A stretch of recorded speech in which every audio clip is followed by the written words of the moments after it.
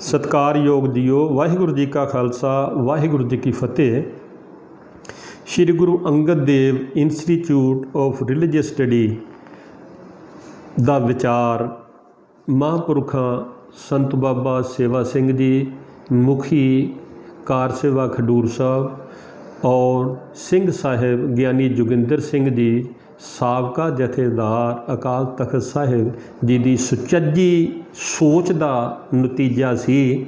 ਮਕਸਦ ਇਹ ਸੀ ਕਿ ਬਹੁਤ ਵਧੀਆ ਗੁਰਬਾਣੀ ਦੇ ਪਾਠ ਕਰਨ ਵਾਲੇ, ਅਰਥ ਕਰਨ ਵਾਲੇ, ਵਿਆਖਿਆ ਕਰਨ ਵਾਲੇ ਵਿਦਵਾਨ ਪ੍ਰਚਾਰਕ ਪੈਦਾ ਕੀਤੇ ਜਾਣ, ਜੋ ਕਿ ਆਉਣ ਵਾਲੇ ਸਮੇਂ ਲਈ ਕੌਮ ਲਈ, ਸਮਾਜ ਲਈ, ਸਾਰੀ ਲੋਕਾਈ ਲਈ ਫਾਇਦੇਮੰਦ ਸਾਬਤ ਹੋ ਸਕਣ। ਸੋ ਇਸ ਮਕਸਦ ਦੇ ਵਾਸਤੇ ਇੱਕ ਪਾਲਿਸੀ ਵਿਸ਼ੇਸ਼ ਤੌਰ 'ਤੇ ਉਲੀਕੀ ਗਈ ਕਿ ਅੱਜ ਦੇ ਯੁੱਗ ਵਿੱਚ ਗੁਰਮਤ ਦੀ ਸਟੱਡੀ ਦੇ ਨਾਲ ਕਿਉਂ ਨਾ ਅਕਾਦਮਿਕ ਅਧਿਐਨ ਵੀ ਕਰਾਇਆ ਜਾਵੇ, ਤਾਂ ਜੋ ਇਹ ਵੀਰ ਜੋ ਇੱਥੋਂ ਸਿੱਖਿਆ ਪ੍ਰਾਪਤ ਕਰਕੇ ਨਿਕਲਣ, ਇਹ ਅਕਾਦਮਿਕ ਖੇਤਰ ਵਿੱਚ ਵੀ ਜਾਣੇ ਮਾਣੇ ਸ਼ਖਸੀਅਤਾਂ ਬਣ ਸਕਣ।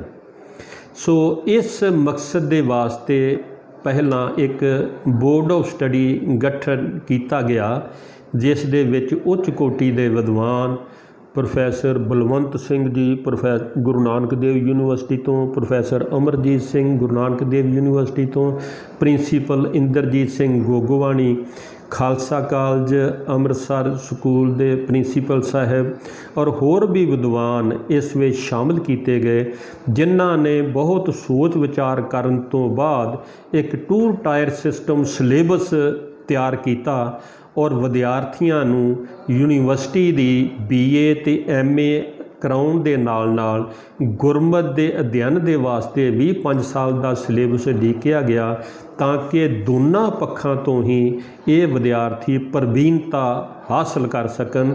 ਔਰ ਗੁਰੂ ਦੀ ਕਿਰਪਾ ਨਾਲ ਇਹ ਸਾਰਾ ਕਾਰਜ ਬੜੀ ਸਫਲਤਾਪੂਰਵ ਚੱਲਿਆ ਔਰ ਅੱਜ ਵੀ ਚੱਲ ਰਿਹਾ ਹੈ।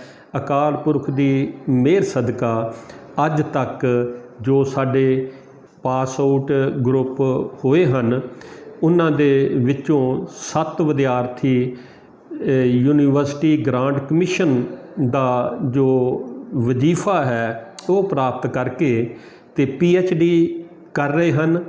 ਔਰ ਇਸੇ ਤਰ੍ਹਾਂ ਹੀ ਕੁਝ ਵਿਦਿਆਰਥੀ ਪਾਸ ਆਊਟ ਹੋ ਕੇ ਚੀਫ ਖਾਲਸਾ ਦੀਵਾਨ, ਸ਼੍ਰੋਮਣੀ ਗੁਰਦੁਆਰਾ ਪ੍ਰਬੰਧਕ ਕਮੇਟੀ ਔਰ ਨਿਸ਼ਾਨੇ ਸਿੱਖੀ ਦੀਆਂ ਵੱਖ-ਵੱਖ ਸੰਸਥਾਵਾਂ ਦੇ ਵਿੱਚ ਧਾਰਮਿਕ ਅਧਿਆਪਕ, ਕਾਲਜ ਦੇ ਵਿੱਚ ਪ੍ਰੋਫੈਸਰ ਔਰ ਇਸੇ ਤਰ੍ਹਾਂ ਹੀ ਪ੍ਰਚਾਰ ਦੇ ਖੇਤਰ ਵਿੱਚ ਵੀ ਸੇਵਾਵਾਂ ਨਿਭਾ ਰਹੇ ਹਨ।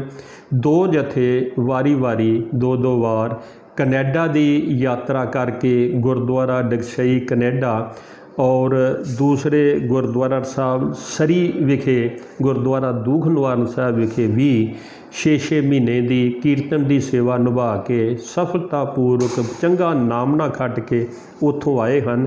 ਇਸੇ ਤਰ੍ਹਾਂ ਹੀ ਇੱਕ ਵਿਦਿਆਰਥੀ ਜੋ ਹਾਲੈਂਡ ਦੇ ਵਿੱਚ ਹੈੱਡ ਗ੍ਰੰਥੀ ਦੀ ਸੇਵਾ ਨਿਭਾ ਰਹੇ ਹਨ, ਉਹ ਵੀ ਬੜੀ ਸਫਲਤਾ ਨਾਲ ਇਹ ਸਾਰੇ ਕਾਰਜ ਜਿਹੜੇ ਹੈ ਉਹ ਨਿਭਾ ਰਹੇ ਹਨ।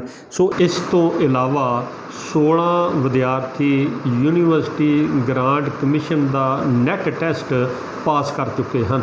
ਇਹਨਾਂ ਪ੍ਰਾਪਤੀਆਂ ਵਿੱਚ ਸਭ ਤੋਂ ਵੱਡੀ ਪ੍ਰਾਪਤੀ ਕਿ 7 ਵਿਦਿਆਰਥੀ ਇੱਥੋਂ ਪਾਸ ਹੋ ਕੇ PhD ਕਰ ਰਹੇ ਹਨ, ਜਿਨ੍ਹਾਂ 'ਤੇ ਸਾਨੂੰ ਬਹੁਤ ਵੱਡੀਆਂ ਆਸਾਂ ਹਨ ਕਿ ਆਉਣ ਵਾਲੇ ਸਮੇਂ ਵਿੱਚ ਉਹ ਉੱਚ ਜੋ ਸੰਸਥਾਵਾਂ, ਜੋ ਕੇਂਦਰ ਤੇ ਜੋ ਧਰਮ ਦੇ ਵਿਭਾਗ ਯੂਨੀਵਰਸਿਟੀਆਂ ਵਿੱਚ ਬਣੇ ਹਨ, ਉਹਨਾਂ ਦੇ ਵਿੱਚ ਜ਼ਰੂਰ ਉਹਨਾਂ ਨੂੰ ਸੇਵਾ ਕਰਨ ਦਾ ਚੰਗਾ ਮੌਕਾ ਮਿਲੇਗਾ। ਔਰ ਜੋ ਇਹਨਾਂ ਇੱਥੋਂ ਗੁਰਮਤ ਦੀ ਜਾਣਕਾਰੀ, ਗੁਰਮਤ ਦਾ ਗਿਆਨ ਪ੍ਰਾਪਤ ਕੀਤਾ ਹੈ, ਉਸ ਦੇ ਬਹੁਤ ਵਧੀਆ ਨਤੀਜੇ ਜਿਹੜੇ ਆ ਉਹ ਆਉਣਗੇ।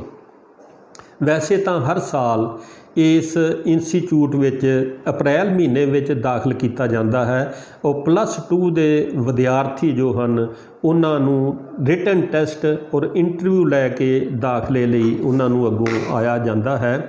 ਪਰ ਇਸ ਵਾਰ क्योंकि बहुत हालात साजगार नहीं बन रहे, सो हुण असीं अगस्त 31 तक ये एप्लीकेशन फॉर्म की मंग की है और सितंबर के पहले हफ्ते विच टैसट इंटरव्यू किए जाने की उम्मीद है। सो इस कारज के वास्ते असीं +2 पास ਜਾਂ ਅਪੀਅਰ ਵਿਦਿਆਰਥੀਆਂ ਨੂੰ ਬੇਨਤੀ ਕਰਦੇ ਹਾਂ ਕਿ ਉਹ ਵੱਧ ਤੋਂ ਵੱਧ ਗਿਣਤੀ ਵਿੱਚ ਅਪਲਾਈ ਕਰਨ। ਬੇਸ਼ੱਕ ਸੀਟਾਂ ਲਿਮਟਿਡ ਹਨ, ਪਰ ਫਿਰ ਵੀ ਇਸ ਦੇ ਵਿੱਚ ਦਾਖਲੇ ਦੀ ਬਹੁਤ ਜ਼ਿਆਦਾ ਗੁੰਜਾਇਸ਼ ਹੁੰਦੀ ਹੈ। ਇੱਕ ਗੱਲ ਬੜੀ ਸਪਸ਼ਟ ਕਰ ਦੇਣੀ ਚਾਹਾਂਗਾ ਕਿ ਇਸ ਇੰਸਟੀਚਿਊਟ ਦਾ ਸਾਰਾ ਖਰਚਾ ਕਾਰ ਸੇਵਾ ਖਡੂਰ ਸਾਹਿਬ ਵੱਲੋਂ ਹੀ ਕੀਤਾ ਜਾਂਦਾ ਹੈ। ਨਾ ਕੋਈ ਇੱਥੇ ਦਾਖਲੇ ਦਾ ਪੈਸਾ ਲੱਗਣਾ ਹੈ, ਨਾ ਰਿਹਾਇਸ਼ ਦਾ, ਨਾ ਖਾਣੇ ਦਾ, और ना ही यूनीवर्सिटी की फीस ਜਾਂ होर कोई किस्म की फीस ली जानी है। 5 साल का इसका समा है जिस विच रात दिन का पूरा टाइम टेबल जिहड़ा वो लीकिया हुंदा है। सौण के समय तो जो 4-5 घंटे का है, इस तो इलावा सारा समा जिहड़ा है वो एक्टिविटी दे विच लग जाता है। और विद्यार्थी हर खेत्र दे विच बेशक वो कथा करन दा खेत्र होवे, कीर्तन का खेत्र होवे जां वो खोज करन दा खेत्र होवे, उहदे विच प्रवीणता हासिल करते हैं। सो असीं बेनती करते हाँ समूह विद्यार्थियों नूं कि इस चाल दे कारज का सब तो वध फायदा लिया जा सकता है। तुसीं इस दा लाभ उठा सकते हो। सब नूं बेनती है कि जो भी ये योग्यता रखते हैं और +2 ਦੇ ਵਿੱਚ ਅਪੀਅਰ ਹਨ ਜਾਂ ਪਾਸ ਹਨ, ਬਹੁਤਾ ਗੈਪ ਨਹੀਂ, 1 ਸਾਲ ਦਾ ਗੈਪ ਵੀ ਇਸ ਵਿੱਚ ਚੱਲ ਸਕਦਾ ਹੈ, ਉਹ ਅਪਲਾਈ ਕਰਨ ਤੇ ਇਸ ਦਾ ਲਾਭ ਉਠਾਉਣ। ਵਾਹਿਗੁਰੂ ਜੀ ਕਾ ਖਾਲਸਾ, ਵਾਹਿਗੁਰੂ ਜੀ ਕੀ ਫਤਿਹ।